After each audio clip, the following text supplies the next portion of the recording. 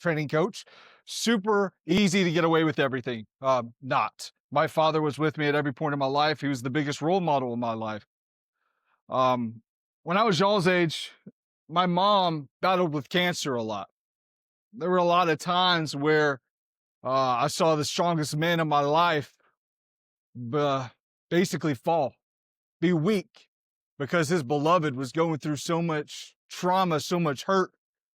Um, First time I saw him weep was when my mother was diagnosed with cancer for the first time.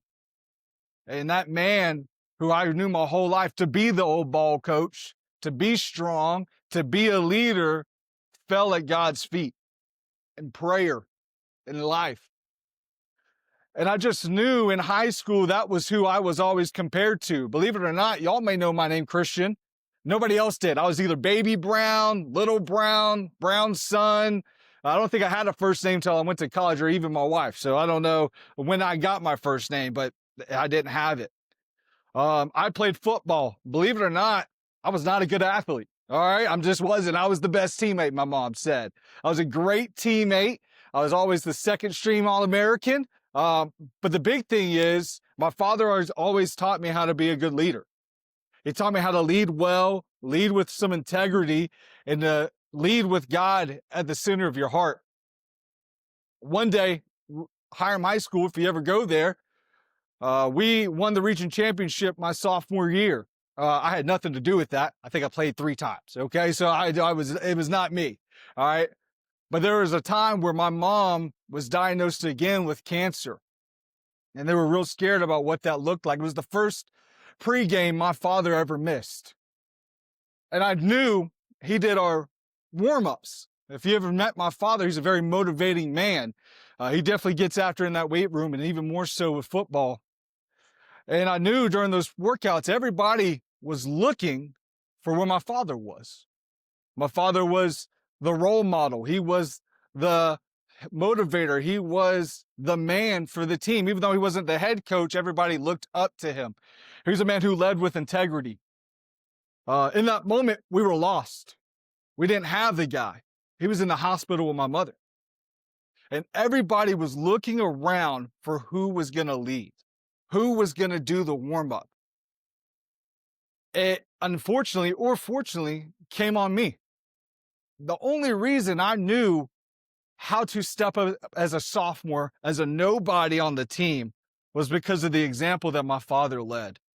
And I'm going to let you know now, that's the only way I got through it. I was unqualified, severely unprepared, because I didn't even know where he was. He didn't show up, and everybody was like, "Where's your dad?" I'm like, I didn't even know he wasn't here. So unprepared, unqualified, but I was able to step up because of the example of my father. And that's something I want to talk to y'all today. My father was a man who led with integrity. He was a man who led with integrity. And I know a lot of times, especially as young men and women, you get talked a lot about leadership, maybe how you lead yourself, how you lead others around you. We're starting school, right? And that's a big thing that I want to talk about is, how do we lead ourselves in school? It's real simple to be a student. Everybody can be a student. That's not tough.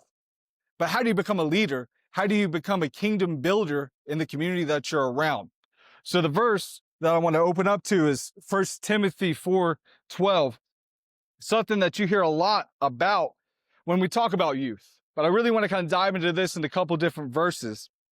It says in 4:12, it says, "Let no one despise you for your youth, but set the believers an example in speech, in conduct, in love, in faith, and in purity.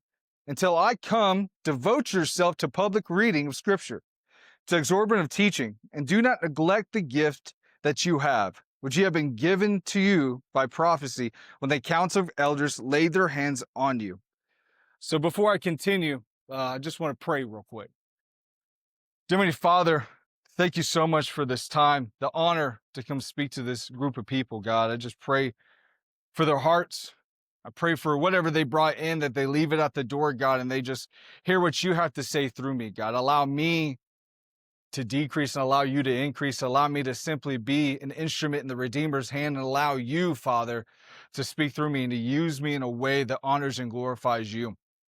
I just pray now, God, thank you for the word. Thank you for the encouragement of your word and the relationship that we have with you, Father. And I just pray that as we leave here, we will continue to honor you in all the things that we do and all the things that we say. And I pray this all in your son's name. Amen. So, big thing is, you hear a lot of times in the youth, we feel unqualified, right? We feel unprepared. Unfortunately, you're going to be thrown in a lot of situations where there's a lot of eyes and a lot of lost people. And there's going to come a time where you're going to have to step up. There's going to come a time when you have to be the leader. The amazing thing now is that you have time to grow into that. You have time to become that leader. You have time to learn what it truly means to step up and to step into your purpose. And I understand that y'all's kind of motto is kingdom builders, be kingdom builders, brick by brick, building God's kingdom. Now, that may be a cliche, but there's a lot of truth into that, and building something brick by brick. There's a lot of intentionality in it. You got to move things into a certain way. You got to build things with a certain mindset. You can't just throw up a building in one day. It takes time and it takes a lot of effort. So before you can lead with purpose, I truly believe and understand that you have to know what that purpose is, right? If you don't know where you're going, how are you going to lead others to it? So your purpose and what God made for you is he made you intentionally. He made you in a way that you don't even understand the astronomical odds it is that you're in this amazing cafe right now. God purposely placed you here today to use you and to lead you and allow you to follow him. So Ephesians 2:10 talks about us being a good workmanship of him, being a good work. Now, I don't know about y'all, but a lot of time work doesn't sound good to me, especially waking up at 5 a.m. Probably not the most amazing thing in the world. But God made you to be his good workmanship. He made you intentionally because he loves you. There's a purpose in why you're here. There's a purpose why you're at your school, why you're with your friends, why you're on the sports team or the extracurriculars you're on. You have a purpose there. And I just want to encourage you, if you don't understand what your purpose is, I want you to really get into the word, really pray about that and write that down of what your purpose is, because you cannot be leaders if you don't know what you're leading yourself to. So really dive in this next few days of what that purpose is for you. And everybody's purpose is different. Everybody has different gifts, different abilities, but at the end of the day, we're all called to build God's kingdom. And if what you do and what you build is towards God's kingdom and not your own, I can guarantee you're in a good place. Now that you know your purpose, you have to be a follower before you lead. Now, I couldn't have led that warm-up at football if I didn't follow my father all of those years. Following somebody allows you the opportunity to lead others in the future. That's why you have an amazing church here with Reliant, with the staff, with the pastors. You have an opportunity to take brick by brick, step by step, following. And so then whenever you get to a point of leadership, you've already had some great godly men and women pour into you so that you can walk into that purpose, walk into that path. Now, following doesn't mean that you don't lead during that. A lot of times following is kind of going through the motions. I don't know about y'all, especially the older people. And now I'm older because I've realized nobody knows what a Dreamcast is nowadays. So I'm the old guy. Sorry. Oh, I am old. Thanks. The big thing is to follow. And as you get older and as you lean, a lot of people go through the motions. Has anybody gone through the motions in their life? Just day by day, kind of just is what it is. I woke up at 5 a.m. again. Good job, Christian. You just go through the motions. And I can guarantee you that'll get you through life, but that won't get you to your purpose. You can get through life going through the motions, but you're not going to get to your purpose. So you have to be able to follow Christ, because ultimately building God's kingdom is going to point you towards your purpose. And then following his path is going to get you step by step where you need to go. Now, my last point is, now that we know our purpose and we know who we're following, which is Jesus, who we're following is God's kingdom, now we can lead with some integrity. All right. I don't know about y'all, but I know a lot of shady people out there. A lot of people who say the right things, but don't do the right things. Right. And maybe vice versa. You can't be a leader without having integrity.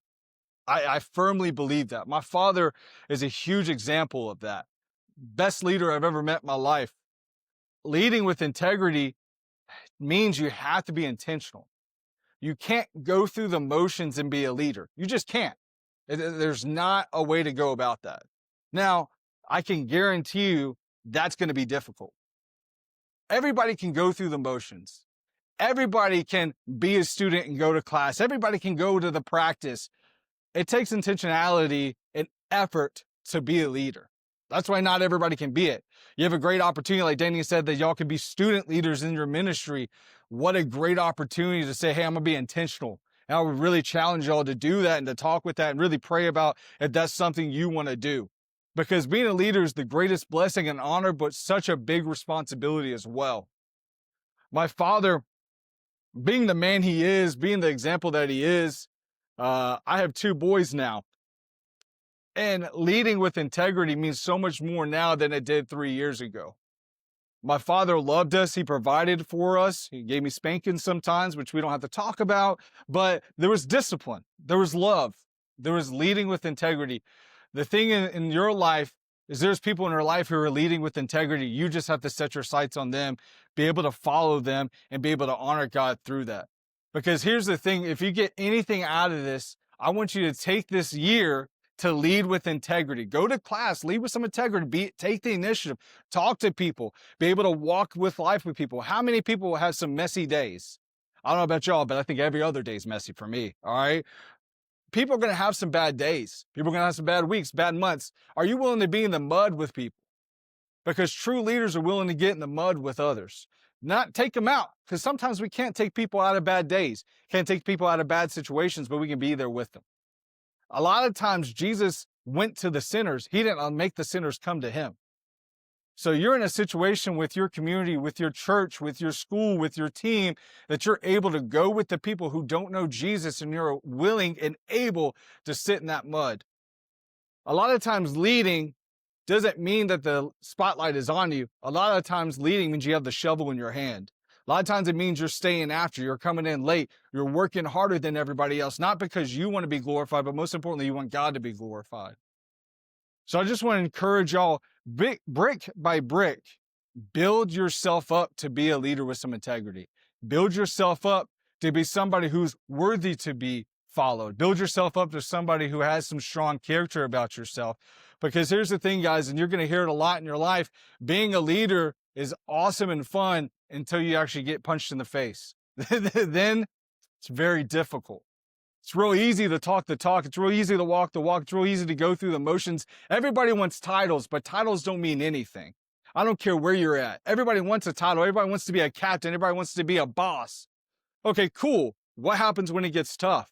What happens when you get in the mud? What happens if you're the person that puts your people in the mud? Are you going to take them out?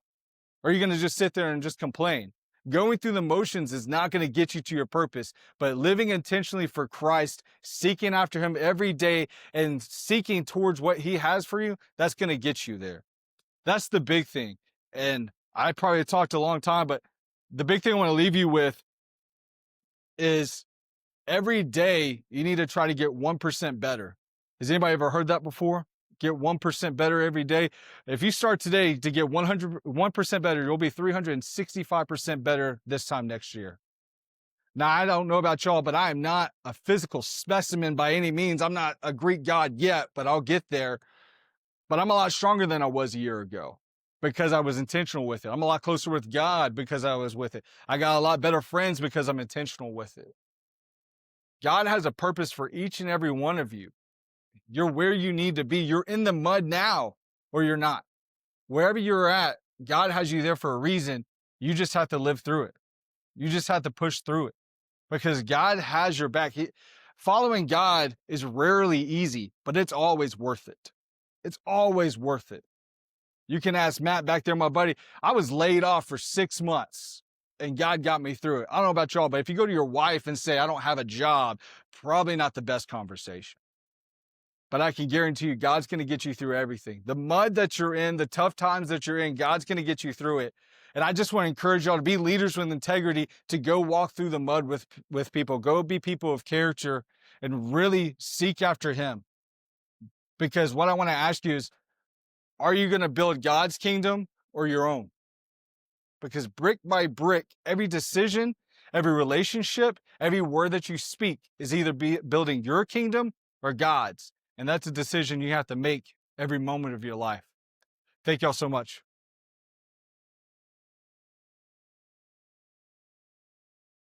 Hey, okay. Hey guys, I just want to add just few things.